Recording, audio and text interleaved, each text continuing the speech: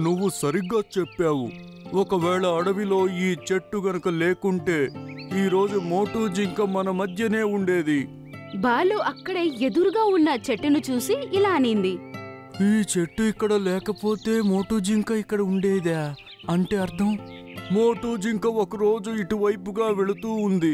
ఆ రోజు ఎండ బాగా ఎక్కువ ఉంది. దాంతో మోటు ఈ చెట్టు కింద కూర్చొని విశ్రాంతి తీసుకుంది.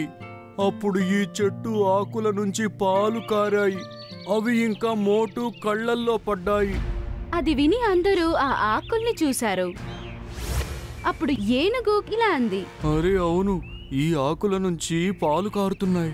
ఇవి చూడ్డానికి మాత్రమే పాలు, కానీ ఇవి చాలా ప్రమాదకరం.